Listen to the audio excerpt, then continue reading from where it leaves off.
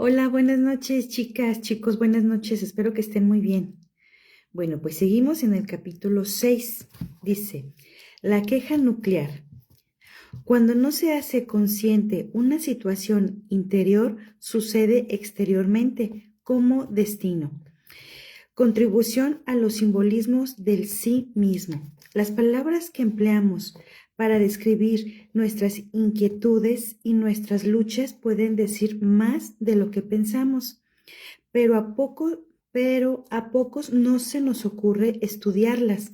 En este capítulo empezarás a construir tu mapa del lenguaje nuclear. Aprenderás a seguir el rastro de pistas que van dejando tus palabras y que puede producirte hasta el origen de tus miedos. La primera etapa de este camino verbal será la queja nuclear.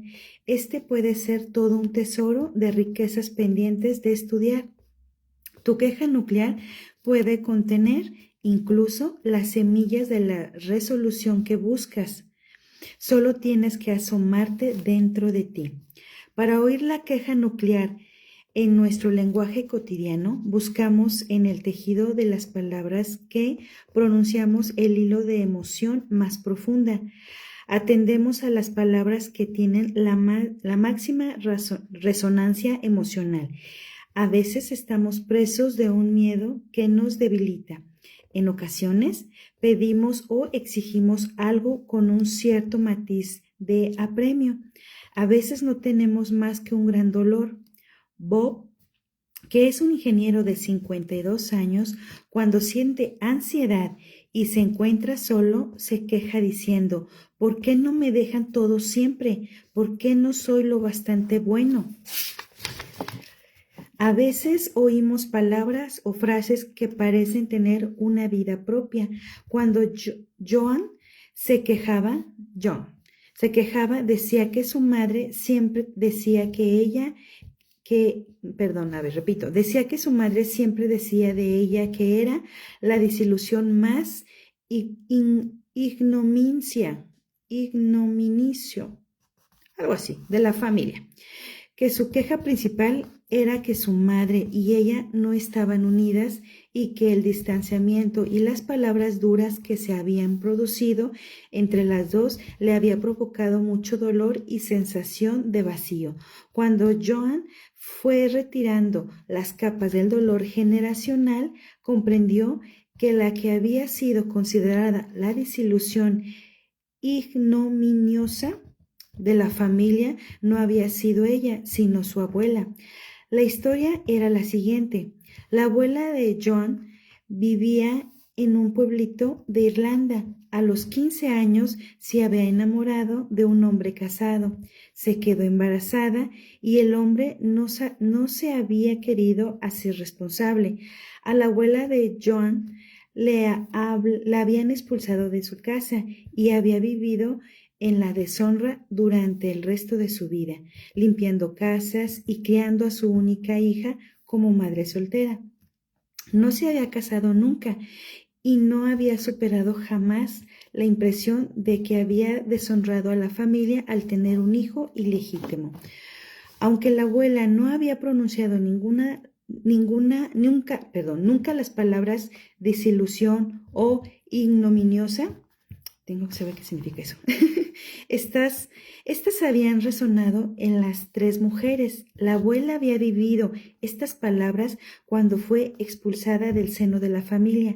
Su hija las había vivido cuando sentía que había destrozado la vida de su madre al nacer. Órale. Como hija soltera, 2 generaciones más tarde, la nieta compartía estas emociones sintiendo que era una desilusión para su madre. Wow. Cuando la nieta exploró las palabras desilusión ignominiosa, que formaban parte de su queja nuclear, encontró la tranquilidad y la comprensión.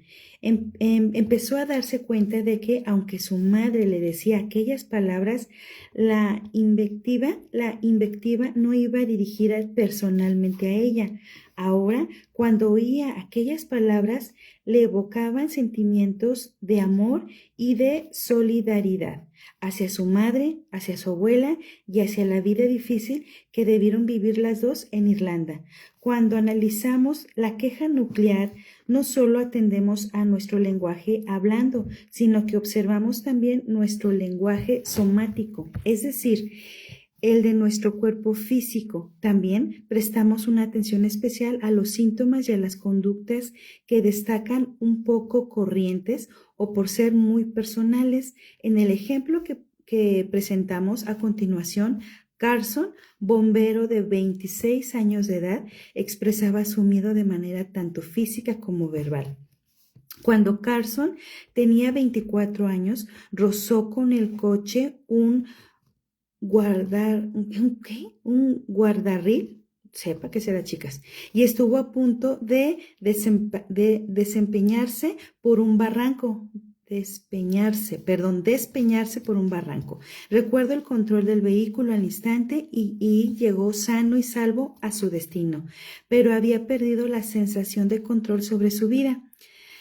A partir de entonces, Carson había tenido ataques de pánico a diario, además de sensaciones de temblor y de mareo. Tenía la impresión clara de que él se moriría, su vida no habría valido nada.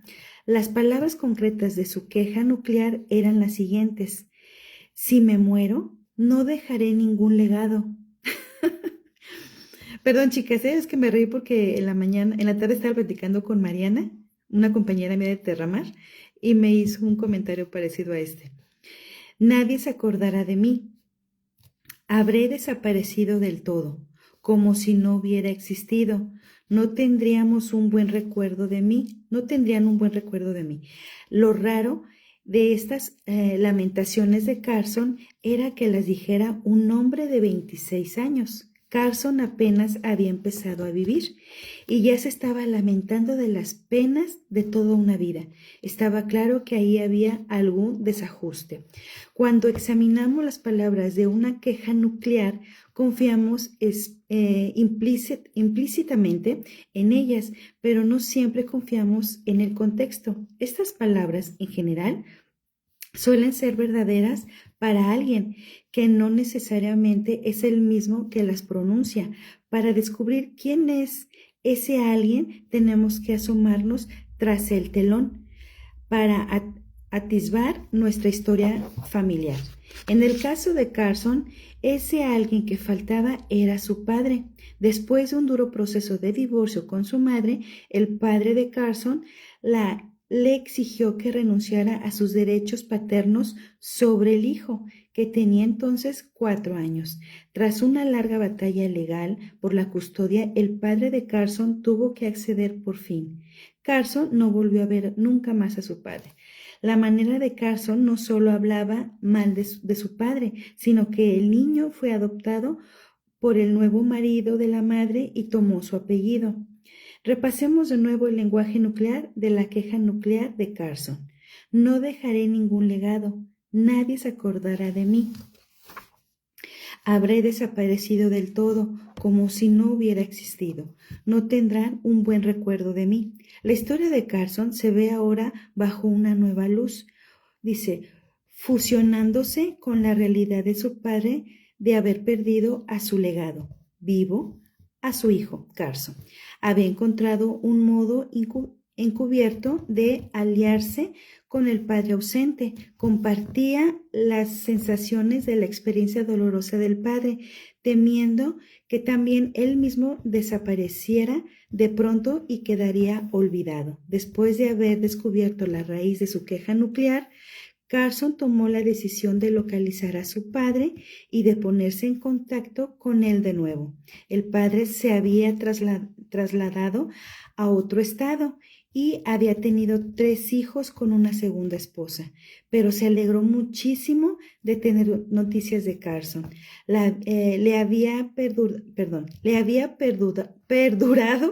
el vacío de haber perdido a su hijo 20 años antes, que le perforaba el corazón, según dijo Carson. También había quedado dentro de Carson algo tangible, aunque sumergido muy hondo, el amor por su padre. Según se dice, la historia le escriben, Repito, según se dice, la historia la escriben los vencedores, la cuentan los que han vivido le cuentan los que han vivido para contarla, por muy parcial o tendencioso que sea un relato. Muchos no nos paramos a pensar casi nunca cómo sería ese relato si fuera la otra parte quien la contara. En el caso de Carson, la vencedora había sido la madre de este y el perdedor había sido el padre. Dado que no pudo estar ahí para criar a su hijo, ambos padres se habían disputado la custodia del hijo, pero el padre de Carson había perdido, por motivos que no se conocen. Carson comprendió que había pasado años oyendo contar a su madre historias negativas sobre su padre y que aquello le había velado los primeros recuerdos que guardaba de él. Durante los meses siguientes, Carson y su padre crearon nuevos recuerdos e hicieron juntos varias excursiones para acampar y pescar en las mismas montañas donde solía ir cuando Carson era pequeño. Dice, a lo largo de este tiempo, a Carson le desaparecieron por completo los ataques de pánico. Padre e hijo habían empezado a forjar juntos un legado nuevo y tangible. Ha llegado el momento de que hagas el primer ejercicio escrito. Toma un bolígrafo y un papel y cuaderno y vamos a empezar. Dice, ejercicio número 1, investigar tu queja nuclear. 1. Concéntrate en un problema de tu vida que sea muy acuciante ahora mismo.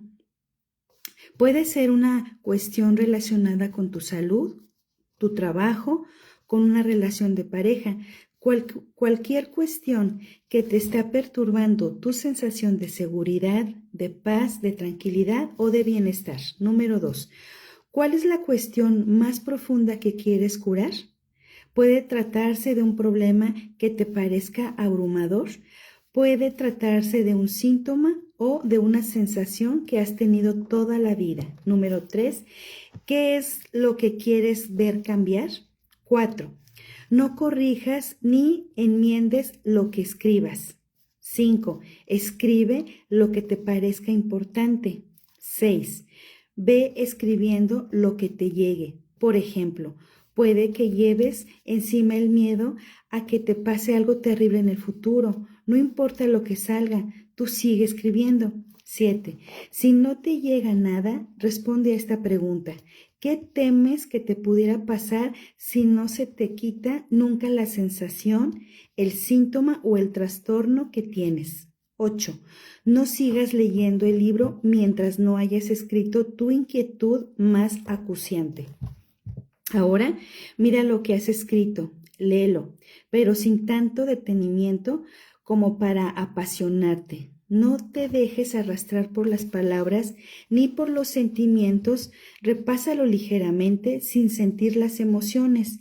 Lo que estás haciendo es buscar las palabras o las frases que destacan por ser peculiares o poco habituales. Por ejemplo, dice, ¿qué palabras o qué frases dices siempre? ¿O cuáles quizá no hayas dicho nunca hasta que has hecho este ejercicio? ¿Qué lenguaje te salta a la vista? ¿Qué lenguaje te llama la atención? Ahora vuelve a leerlo, pero esta vez léelo en voz alta a ti mismo. Procura escucharlo con un oído nuevo. Que no oye sin sentir emociones. Yo a esto le llamo oír con el meta oído, u oír con el tercer oído. Dice, ¿qué palabras o qué frases tienen un carácter apremiante? ¿Qué palabras tienen una resonancia emocional fuerte o producen una sensación drástica? ¿Qué palabras parecen extrañas o peculiares? ¿Qué palabras no encajan del todo, quizá en el contexto de tu experiencia vital? Intenta oír lo que has escrito como si estuvieras escuchando a otra persona. Es posible que las palabras pertenezcan, en efecto, a otra persona y que tú no hayas hecho más que ponerle voz, perdón. Es posible que las palabras pertenezcan a otro miembro de tu familia que quedó traumatizado y que no fue capaz de pronunciarlas en voz alta. Puede que, con tus quejas, estés contando la historia de esta persona, del mismo modo que Carson exponía la angustia de su padre. Escucha lo escrito de la manera más profunda que puedas. Busca algo que te capte tu atención. Cuando oyes de esta manera, estás oyendo por debajo del relato, esperando a que aparezca lo esencial. Si te pierdes en los elementos emocionales del relato, puedes perderte de la queja nuclear. Dice, Bert Hellinger describe así esta manera de oír. Voy a describir lo que pasa cuando estoy trabajando con alguien. La persona me habría contado algo de sí misma y yo solo habré escuchado a medias. No quiero oír exactamente lo que dice la persona ni saber exactamente lo que está diciendo. Por eso no escucho con tal atención como para tener que concentrarme. Más bien, escucho lo justo para no perder de vista al mismo tiempo el cuadro general. Entonces la persona dice de pronto una palabra que me alerta. De pronto, por debajo de todo lo que me ha dicho, hay una palabra que me dice algo. Es una palabra que tiene energía y yo, sin saber exactamente lo que voy a hacer, sé que ahí es donde puedo hacer algo. Si dijo esta palabra, si dejó que esta palabra me haga su efecto, me hago una idea de las personas que son necesariamente para la resolución. Sandy, me voy a morir. Ahora, sígueme mientras analizamos con detalle la queja nuclear de una mujer a la que llamaré Sandy. Sandy, como Gretchen, también fue una niña cuya historia arrancaba del Holocausto. Como hija que era de un superviviente del Holocausto, Sandy necesitaba ayuda para entender el miedo abrumador que tenía a la muerte. Por eso exploramos una parte de su lenguaje nuclear. Decía que su miedo no era a la muerte misma, sino saber que me voy a morir y no poder hacer nada para evitarlo. Está completamente fuera de mi control. Sandy también necesitaba ayuda para superar su miedo a los espacios cerrados. Un miedo que la incapacitaba y le impedía viajar en avión y usar los ascensores. Cuando se cerraba la puerta del ascensor o cuando se llenaba o cuando se llenaba de viajeros el avión, siempre que había una multitud entre la salida y yo, la denominaba un pánico agudo. Su queja nuclear lo decía todo. No puedo respirar, no puedo salir, me voy a morir. Sandy tenía 19 años cuando le había comenzado la claustrofobia y las sensaciones de no poder respirar. Su padre también había tenido 19 años cuando no había matado a su padre, a su madre y a su hermana menor en las cámaras de gas de Auschwitz. Los síntomas de Sandy se habían agravado tras la muerte de su padre, 10 años atrás. Aunque a mí me parecía evidente la relación, no en vano he trabajado con muchos descendientes de víctimas y de supervivientes del Holocausto. Sandy no lo había asociado nunca. Llevaba encima el terror atroz de sus abuelos y de su tía. Quizá llevaba encima también incluso los sentimientos de culpa de su padre por haber sido el único superviviente de la familia. Recordemos el lenguaje nuclear de Sandy. ¿Sabes que me voy a morir? Y no poder hacer nada por evitarlo está completamente fuera de mi control.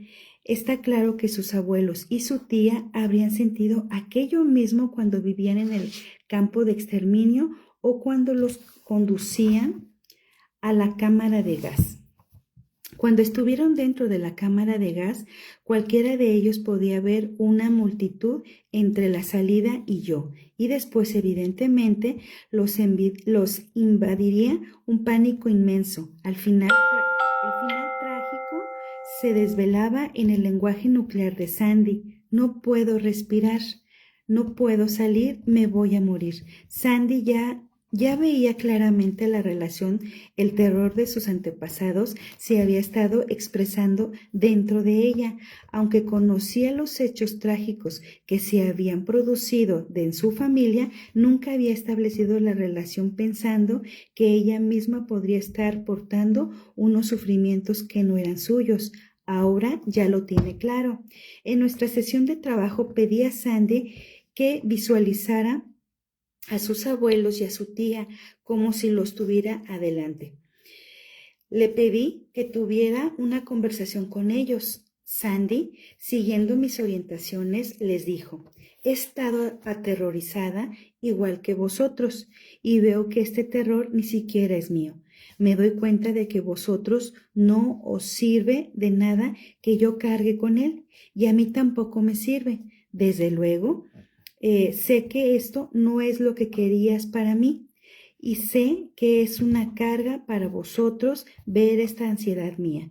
En vez de ello, voy a dejar estos sentimientos de ansiedad con vosotros. Contigo, abuelita, contigo, abuelo, y contigo, tía Sara. ¡Ay!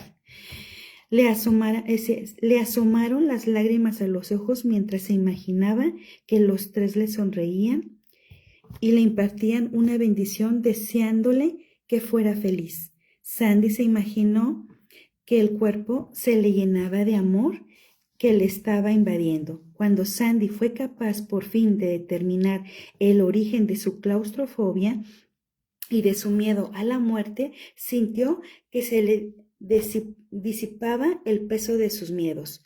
Lorena, me voy a volver loca. Muchas personas cargamos con el miedo a que nos pase algo horrible en el futuro.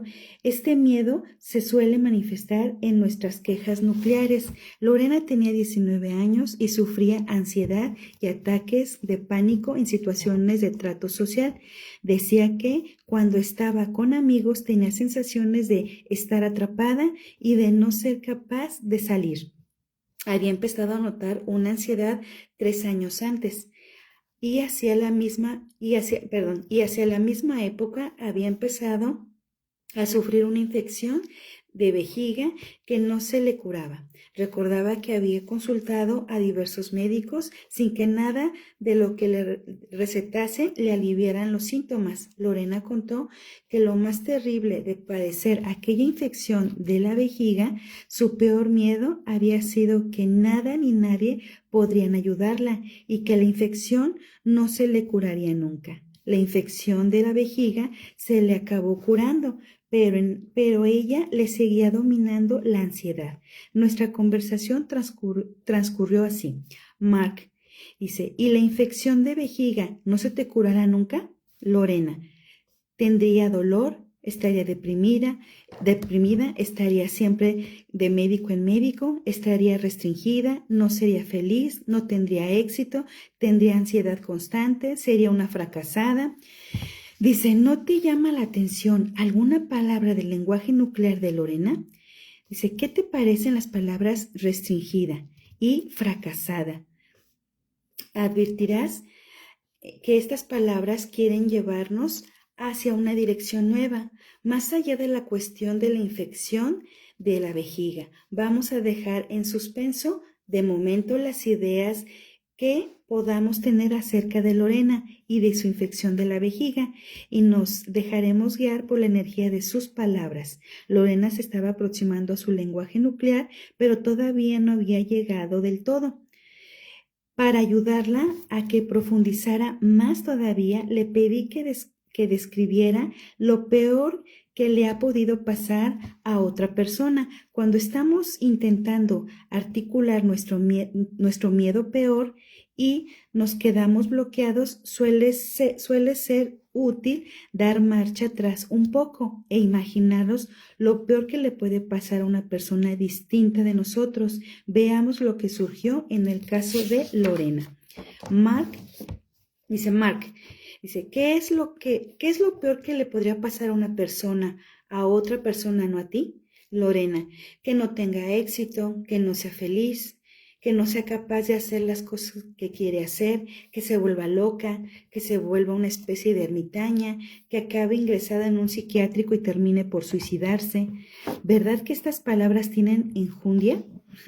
¿Volverse loca? ¿Acabar ingresada en un psiquiátrico? ¿Suicidarse? Ahora vamos a combinarlo con todo para ver qué sacamos en limpio.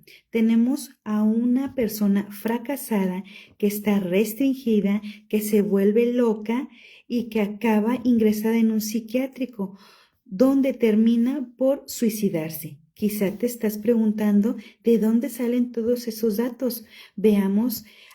Vamos a descubrirlo. Cuando Lorena fue retirando las palabras que estaban detrás de su queja nuclear, dejó al descubierto su miedo más profundo y se lanzó de lleno a su frase nuclear. En el capítulo 8 estudiaremos más a fondo lo que es la frase nuclear. Frases nucleares de Lorena. Seré una fracasada, me volveré loca y acabaré en un psiquiátrico y terminaré por suicidarme. Durante el proceso de seguir el mapa de su lenguaje nuclear, Lorena desveló también un trauma crucial de su historia familiar. Vamos a abrir el álbum familiar de Lorena, dejándonos guiar por las palabras con el que expresó el peor de sus miedos. Las palabras que reflejan el miedo peor se pueden convertir en una pregunta sobre la historia familiar que nos llevará hasta la etapa siguiente de nuestro mapa del lenguaje nuclear. Yo las llamo preguntas puentes de Lorena. ¿Hubo en tu familia alguien a quien se consideraba un fracasado que acabó ingresando en un psiquiátrico y que se suicidó? Diana, el abuelo de Lorena, el padre de su madre, era despreciado y se le consideraba el fracaso de la familia. Estuvo ingresado varias veces en clínicas psiquiátricas y terminó suicidándose, estando ingresado. En la generación siguiente, la tía de Lorena, hermana mayor de su madre, también había sido rechazada por la familia y tachada de la fracasada loca. También ella había estado ingresada varias veces en los centros psiquiátricos. La familia, avergonzada por la conducta de la tía, no solía hablar de ella casi nunca. Sin confesarlo, esperaban que se suicidara como hizo su padre.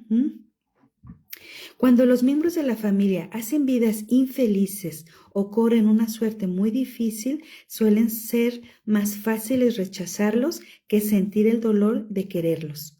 Suele ser más fácil sentir ira que tristeza. Parece que la familia trató a aquella hermana con ira por ese motivo. Era más fácil rechazarla que quererla. Como vimos en el capítulo 3, el destino de los miembros de la familia que sufren rechazo suelen repetirse. Así sucedió con el abuelo fracasado, rechazado, y en la generación siguiente con la tía fracasada, rechazada. Ahora le toca a Lorena completar el triple de fracasados y amplió el dolor a una tercera generación. El duelo por un suicidio en la familia puede ser dificilísimo. Los familiares suelen sentir ira hacia la persona que se ha marchado de una manera tan trágica, quitándose la vida. Más aún, es la familia la que tiene que cargar con las consecuencias del suicidio. La vergüenza, la perturbación, las imágenes terribles, los asuntos sin resolver, las deudas económicas, la incertidumbre religiosa. Este destino rodeaba a Lorena, pero todavía no era inevitable. Cuando Lorena hubo entendido que los miedos que portaba no surgían de ella, fue capaz de dejarlos a sus legítimos propietarios. Le pedí que visualizara a su abuelo y a su tía, ay, como si los tuviera delante. Lorena manifestó espontáneamente sentimientos genuinos de amor hacia los dos. Se imaginó que la estaban apoyando para que estuviera bien y que le bastaría con exhalar la ansiedad de su cuerpo y enviársela a ellos. Pasó varios minutos respirando y me dijo que sentía el cuerpo más ligero y más en paz. Les pidió a ambos su bendición para poder vivir feliz. A pesar de que ellos no lo habían sido, vio que no servía para nada que ella portara la ansiedad de ellos y que esto no tenía más efecto que acarrear más dolor a la familia. Les prometió a ambos que no seguiría portando esta ansiedad y se imaginó que en una situación futura de ansiedad podría devolverles a ellos esa ansiedad con un soplo.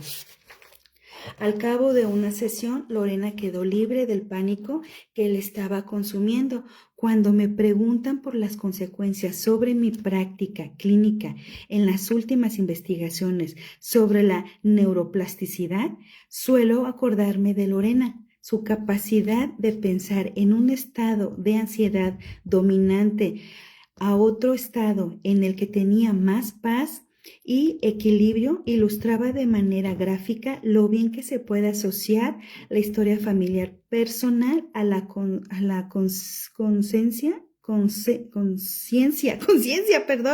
presente. Cuando hemos establecido las conexiones claves y practicamos el centrarnos en nuestras imágenes y experiencias curadoras, estamos sentando las bases de nuevas vías neuronales. De este modo, la curación puede tener una eficacia sorprendente. El lenguaje nuclear como brújula. Algunas veces el lenguaje nuclear de nuestra queja nuclear es tan persuasivo que nos obliga a buscar respuestas en el cementerio familiar. Suele suceder que no podemos acceder fácilmente a la historia familiar que buscamos. En una información que ha quedado oculta por la vergüenza, apartada por el dolor o protegida en forma de secreto familiar, y no son cosas de las que se suele hablar durante las comidas. A veces conocemos la historia traumática que está detrás de nuestro problema, pero no siempre establecemos su relación con nuestras experiencias actuales. El lenguaje nuclear de nuestra queja nuclear puede servirnos de brújula que nos guía a través de las generaciones de angustia familiar no explicada. Puede llevarnos hasta el hecho traumático que espera que lo recordemos y lo exploremos para que le demos el descanso definitivo. Encontrarás a continuación una lista de preguntas que pueden ayudarte a desempeñar una parte del lenguaje nuclear de tu queja nuclear. Responde a cada una de ellas con todos los detalles que puedas. Ten la mente abierta, no cambies ni enmiendes tus respuestas. Las respuestas a estas preguntas pueden arrojar luz sobre la relación entre un problema actual y un trauma de tu historia familiar. Ejercicio número 2. 10 preguntas que generan lenguaje nuclear. 1. ¿Qué estaba pasando en tu vida cuando te apareció por primera vez el síntoma o el problema? 2. ¿Qué estaba pasando poco antes de que empezara? 3. ¿Qué edad tenías cuando hizo su primera aparición el síntoma o el problema? 4. ¿Pasó algo traumático a algún miembro de tu familia cuando tenían una edad parecida? 5. ¿Qué sucede exactamente en el problema? 6. ¿Cómo lo sientes en los momentos peores? 7. ¿Qué pasa justo antes de que te sientas así o de que tengas el síntoma? 8. ¿Qué cosas lo alivian o lo agravan? 9. ¿Qué cosas te impide hacer ese problema o síntoma? ¿Qué te obliga a hacer? 10. Si esa sensación o ese síntoma te durara para siempre, ¿Qué sería lo peor que te podría pasar? Ahora lee lo que has escrito. He aquí algunos temas que he observado que se repiten en las familias. ¿Reconoces en tu familia alguno de estos temas siguientes? Dice, lenguaje que se repite. Hay lenguajes que se parecen, que no encajan en el contexto de tu experiencia vital. Caso de Roberto, puede pertenecer ese lenguaje a otro miembro de la familia. Edades que se repiten. ¿Existen alguna relación entre la edad que tenías cuando te apareció el síntoma o el problema y la edad de un miembro de tu familia cuando tuvo que pasar por una dificultad o un sufrimiento? Si, por ejemplo, tu padre o tu madre murieron jóvenes, tú a su vez puedes desarrollar un problema o un síntoma que te limita la vida de alguna manera. Cuando alcanzas la misma edad que tenía tu progenitor al morir, te puede resultar difícil inconscientemente ser feliz o hacer una vida plena cuando pasas de la edad a la que murió tu padre o tu madre. Tu problema o tu síntoma puede aparecer incluso cuando es tu hijo el que alcanza la edad que tenías tú cuando murió tu padre o tu madre. ¡Wow! ¡Qué interesante! Dice, hechos que se repiten. A veces nos invade inesperadamente un miedo, una angustia u otro síntoma cuando llegamos a un hito determinado de nuestra vida.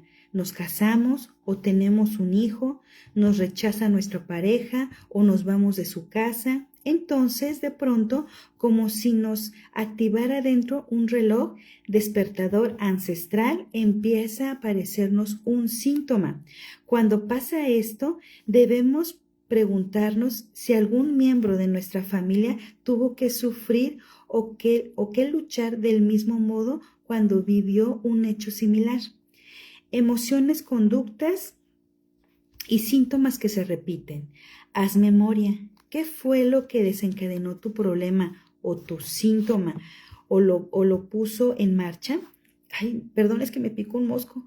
¿Qué estaba pasando en un segundo plano? ¿Te abandonó alguien? ¿Te sentiste ofendido, rechazado o abandonado? ¿Pasa algo que te incitará a rendirte o dejarlo todo? ¿Tu problema o tu síntoma producen o recrean una experiencia o situación determinada de tu primera infancia? ¿Se asemeja en algún sentido a algún hecho de tu historia familiar? ¿Se parece a alguna cosa que le pasó a tu madre, a tu padre, a tu abuelo o a tu abuela? Las respuestas a estas preguntas pueden desvelar pistas significativas a la hora de desentrañar una relación familiar. Dice, las quejas y los síntomas como pistas para la resolución. ¿Qué cualidad concreta o qué masaje esencial caracteriza a la queja o al síntoma que intenta expresarse? Si observas tu queja o tu síntoma con imaginación, puede ser una expresión creativa que te conduzca a completar algo, a curar algo o integrar algo o de separarte de algo, quizá de un sentimiento que has asumido a pesar de que nunca fue tuyo. Puede que tu síntoma o tu problema te está forzando a dar un paso que no has dado, un paso que ya no puedes seguir ignorando. Es posible que se te esté pidiendo que completes una etapa de tu desarrollo que quedó interrumpida cuando eras pequeño. Puede que tu síntoma o tu problema te está creando una sensación de desbalamiento cuya función sea acercarte más a tus padres. O bien puede que, a la inversa, tu síntoma o tu problema te esté forzando a desarrollarte y a independizarte de ellos. Quizá se te está enseñando que tienes que terminar una tarea o seguir un camino que abandonaste. Puede que hayas despreciado una parte de ti que es joven o fragmentarla y que se exprese de forma de síntomas. Puede que hayas descubierto una frontera personal que ya no puedes seguir pasando por alto. Otro síntoma y queja también puede conducirnos a arreglar una relación personal rota o a ayudarnos a curar un trauma personal, obligándonos a afrontar finalmente unos sentimientos que llevamos reprimidos desde hace mucho tiempo. No solo pueden servirnos para que entendamos mejor un trauma familiar que no ha llegado a resolverse del todo, sino que pueden hacernos entender mejor un sentimiento de culpabilidad personal que portamos y hasta pueden iluminarnos el camino que conduce a la reconciliación. Nuestras quejas, nuestros síntomas y nuestros problemas pueden hacer de señales indicadoras que nos guían hacia algo que está por resolver. Pueden ayudarnos a sacar a la luz algo que no podemos ver o conectarnos con algo o alguien que hemos rechazado nosotros mismos o que ha rechazado nuestra familia cuando nos detenemos a explorarlos. Puede salir a la superficie lo que está por resolver, aportando una dimensión nueva a nuestro proceso de curación. Podemos salir de este proceso sintiéndonos más íntegros y más completos. ¡Wow! Aquí me quedo, chicas. ¡Ay! Me encantó el libro, la verdad. Me encantó y me gustó mucho eso de la queja nuclear. Yo creo que todos, si nos ponemos a ver las palabras que nos hemos dicho cuando estamos molestos o cuando algo nos sale mal, yo creo que si investigamos todo eso, chicas, podremos trabajar un poco, ¿sí? En eso. Yo la verdad sí digo algunas, y tengo que trabajar en eso. Y si pueden, chicas, pregunten en la familia. Yo creo que eso nunca me había pasado a mí por la cabeza, preguntar a mi familia. Lamentablemente mis abuelos ya están muertos, pero pues a mi papá, a mi mamá, sí, preguntar qué pasó, ¿sí? ¿Qué hubo? ¿Qué pudo haber pasado? Y pues relacionarlo con mi familia, mis hermanos, mis sobrinos. Sí, recordemos que las generaciones futuras son las que están pagando los platos rotos. Así que, bueno, ojalá que hagan esas preguntas, que las contesten. Sí, es muy importante. Obviamente, pues, es importante, chicas, hacer esas preguntas, porque solamente así podremos tal vez buscar una solución a los problemas que nosotros traemos y creemos que son nuestros y no son. ¿Sale, chicos? Chicas, nos vemos el día de mañana. Cuídense mucho. Bendiciones. Bye.